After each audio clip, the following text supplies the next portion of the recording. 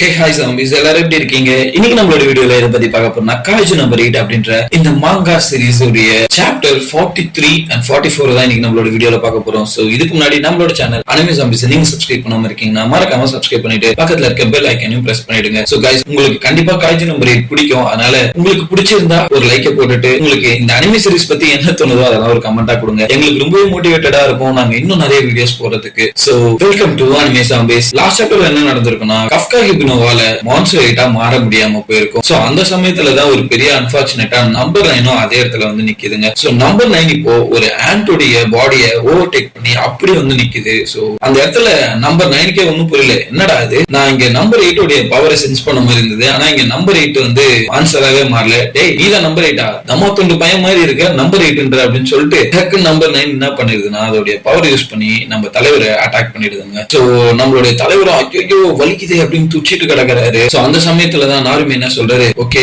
அடி வாங்குறான்றது தெரியுது, ஆனா நம்பர் 8 அவன் டிரான்ஸ்ஃபார்ம் பண்ணிட்டானா இல்லையா அப்படின்ற மாதிரி கேக்குறாரு. அப்பதான் சொல்றாங்க இல்ல அவனுடைய டிரான்ஸ்ஃபார்மேஷன் ஃபெயில் ஆயிடுச்சு, இன்னொரு வாட்டி அவன் ட்ரை பண்ணிட்டு இருக்கான், ஆனா அவனுடைய டிரான்ஸ்ஃபார்மேஷன் ஃபெயில் ஆகிக்கிட்டே இருக்கு அப்படின்னு சொல்லும் போது சொட்ட அங்கிள் சொல்றாரு, ஏய் என்னடா அப்படி சொல்றீங்க, என்னதான்டா பண்றது, இப்போ நம்ம நம்பர் 8 லூஸ் பண்ணவே கூடாது, நம்பர் 8 நமக்கான ஒரு பெரிய வெப்பன், அதை லூஸ் பண்ணாம நம்ம எப்படியாவது பிடிக்கணும் அப்படின்ற மாதிரி பேசிட்டு இருக்காருங்க. சோ அந்த சமயத்துலதான் நாங்க ஆல்ரெடி எமினன்ட் லெவல்ல இருக்க மான்ஸ்டர்ஸ் தாங்க பாத்துக்கிட்டு சண்டை போட்டுக்கிட்டு இருக்கோம். சோ எங்களால டக்குனு அங்க வர முடியுமா அப்படின்ற மாதிரி யோசிச்சுட்டு இருக்காருங்க. அந்த சமயத்துல பார்த்தா ஆல்ரெடி இந்த மான்ஸ்டர் 9 வந்து ரொம்ப பிளான்டா வெல் பிளான்டா இருக்கு. அந்த சமயத்துல பார்த்தா நாருமி கிட்டையும் ஒரு மான்ஸ்டர் 9 வந்து நிக்கிற மாதிரி இருக்குங்க. சோ இவங்களுக்கு ஒண்ணும் புரியல, மான்ஸ்டர் 9 ரெண்டு இருக்கா இல்ல ஸ்பிளிட் ஆயிடுச்சா என்ன விஷயம் அப்படின்றதே உங்களுக்கு புரியல. இந்த சிச்சுவேஷன்ல கமாண்டர் நாருமி என்ன பண்ணுவாரு, அவருடைய மூவ்மெண்ட் எப்படி இருக்கும் அப்படின்றது அவங்க டீம் மெம்பர்ஸ்க்கே புரிய மாட்டேங்குது. சோ இந்த சமயத்துல பார்த்தா உண்மையிலேயே எல்லாருமே தாறுமாறா அந்த ஆன்ஸ் கூட சண்டை போட்டுக்கிட்டே இருக்காங்க. சோ இந்த சமயத்துல தான் அந்த சொட்டங்கள் என்ன சொல்றாரு, ஏம்பா நம்ம டெஃபிட் பண்ண மான்ஸ்டர் எல்லாம் திருப்பி ரிவைவ் ஆகிட்டு இருக்குப்பா அப்படின்ற மாதிரி சொல்லவும் இந்த யூனிட்டுக்கு ஒண்ணுமே புரியல,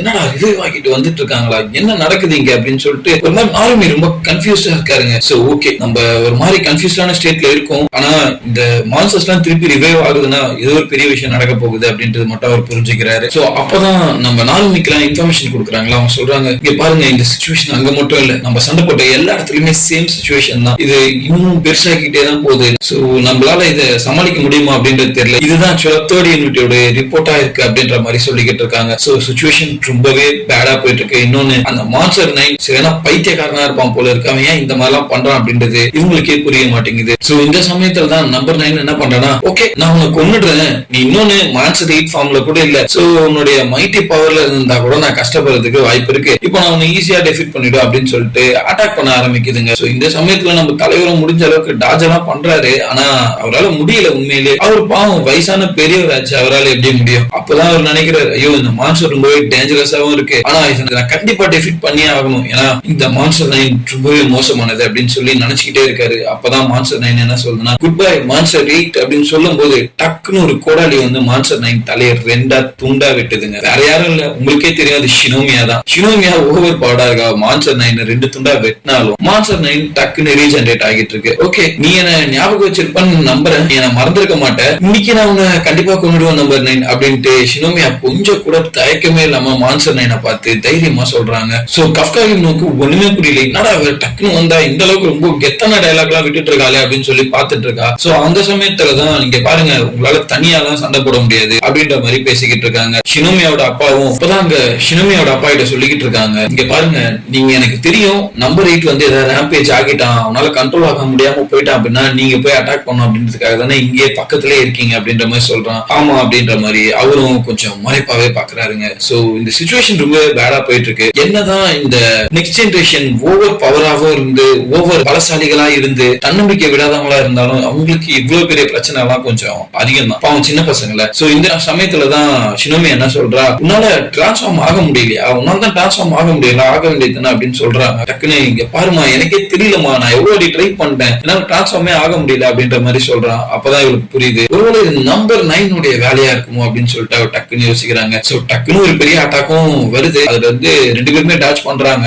அப்பதான் ஷினோமி என்ன சொல்றா, இங்க பாரு நான் நம்பர் 9 சரியான அடி ஒண்ணு வைக்கிறேன், அந்த டைம்ல வந்து கரெக்டா அது ஹீல் பண்ணிக்கணும் அப்படின்னு சொல்லிட்டு ஒரு செகண்ட் ஒண்ணு லூஸ்ல விடும், அது உண்மையிலேயே உன்னோட பவர் ஆக்சஸ் பண்ண விடாம பண்ணிக்கிட்டு இருந்துச்சுன்னா சோ அந்த டைம் கரெக்டா நீ கிராப் பண்ணி டிரான்ஸ்ஃபார்ம் ஆயிடு, அதுதான் நமக்கு தேவைப்படுற ஒரே ஒரு கீ அப்படின்னு சொல்லிட்டு ஷினோமியா சண்டைக்கு ரெடி ஆகுறாங்க. சோ படம் பாத்துக்கலாம் நம்பர் 9 இன்னைக்கு பொழக்கணும் அப்படின்னு சொல்லி பண்ணிட்டு இருக்கும் போதுதான் அப்பதான் நம்பர் 9 என்ன பண்ணுது, என்னடா என்கிட்டே காமெடி பண்றீங்களா அப்படின்னு சொல்லிட்டு டக்குன்னு ஒரு மாதிரி ஸ்பிளிட் ஆகி ஒரு சைடு பார்த்தா அந்த புல்லட் எல்லாம் தாறுமாறா அடிக்குது. நம்ம தலைவர் ஆல்ரெடி டாஜ் பண்ண லட்சம் தான் நமக்கே தெரியுமே. செம்மடி வாங்கிறாரு, கால்ல அடி, இடுப்புல அடி, கையில அடி. அவரு வாங்கின அடிலாம் உண்மையிலே பாவம் எப்படிதான் அப்பவும் ஏஞ்சி நிக்கிறாரு அப்படின்றதே தெரியல. ஈவன் ஷினோமியாவே டாஜ் பண்ண முடியாம நிறைய இடத்துல அடி வாங்கிறா. சோ இந்த சமயத்துல என்ன ஆக போகுது அப்படின்னு யோசிச்சுட்டு இருக்கும்போது ஷினோமியா என்னதான் அடி வாங்கினாலும் இறங்கி வந்துகிட்டே இருக்காங்க. இதுதானே என்னோட டைம், என்னோட பவரை காட்ட போறேன்டா, நான் இந்த வாட்டி ப்ரொடெக்ட் பண்ண போறேன், எல்லாருமே நான் இந்த வாட்டி காப்பாத்த போறேன் அப்படின்னு சொல்லிட்டு ஒரு மாதிரி ரேம்பேஜ்ல ஷினோமியா போய்கிட்டு இருக்கா. இத தூரத்துல இருந்து நம்ம நம்பர் 8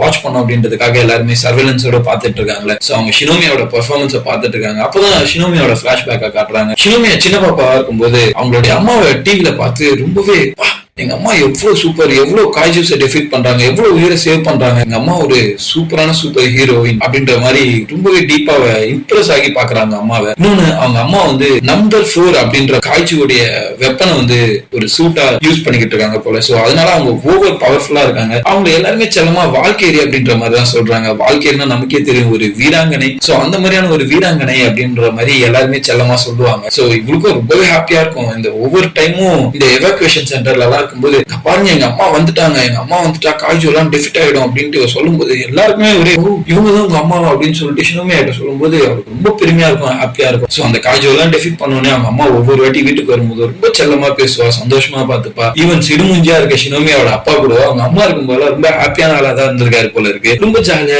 ஒரு ஹாப்பியான குடும்பமா இருந்திருக்காங்க. இன்னொன்னு ஷினோமியாவோட அம்மாவை சொல்லவே வேணாம் போல, அவங்க எப்பயுமே சிரிச்ச முகமா இருக்காங்க. எல்லா டைமும் இவளை ரொம்பவே சப்போர்ட் பண்ணிட்டு இருக்காங்க. அப்புறம் என்ன சொல்றாங்க, நான் இப்பதானே வந்தேன், உடம்புலாம் கொஞ்சம் வலிக்குது, இன்னைக்கு பார்த்த அந்த மான்ஸ்டர் ரொம்பவே ஸ்ட்ராங்கா இருந்தது, ஆனா எப்படியோ நான் மேனேஜ் பண்ணிட்டேன் அப்படின்ற மாதிரி சொல்லும் போது ஷினோமியாமா கவலைப்படாதீங்க, நானும் டிஃபென்ஸ் போர்ஸ்ல வருவேன், கண்டிப்பா உங்களை நான் காப்பாத்துறேன் பாருங்களேன் அப்படின்னும் போது, ஓ செல்லக்குட்டியே நீ என்ன காப்பாத்த போறியா அப்படின்னு சொல்லிட்டு அவ சந்தோஷமா பேசிட்டு இருக்கா. அடுத்த நாள் பார்த்தா அவங்க அம்மா இறந்துட்டு இருக்காங்க. இது அவளுக்கு மட்டும் இல்ல, அவங்க குடும்பத்துல இருக்க எல்லாருக்குமே ஒரு பெரிய இழப்பு தான். அப்பவே இவளுக்கு தோணுது, அவர் பெரிய பொய்க்காரி, நான் எங்க அம்மாவை காப்பாத்துவேன்னு சொன்னேன், ஆனா எங்க அம்மாவை நான் இப்படி விட்டுட்டேனே அப்படின்னு சொல்லி அவர் ரொம்ப வருத்தப்பட்டுக்கிட்டு இருப்பா. சோ அப்பா அவங்க அப்பாவோட முகத்தை பாக்குறா. அவங்க அப்பாவோட முகத்துல இருக்க சிரிப்பு அன்னைக்குதான் போயிருக்கு போல இருக்கு. சோ இவளுக்கு இப்ப என்ன தோணுதுன்னா, அன்னைக்கு எங்க அம்மாவை விட்டுட்டேன், ஆனா இன்னைக்கு நான் அப்படி பண்ணக்கூடாது, நான் என்னுடைய காமராட சாக விடக்கூடாது அப்படின்னு சொல்லிட்டு உயிரை கையில புடிச்சுக்கிட்டு ஓடி போய் சண்டை போட்டுட்டு இருக்காங்க. இந்த இடத்துல பார்த்தா நம்பர் 9 ஃபுல் பவர்ல ஹீல் ஆகிக்கிட்டே இருக்கான். ஷினோமியா ஆல்ரெடி ஏகப்பட்ட இன்ஜுரியில இருக்கா. அந்த இடத்துல கண்டிப்பா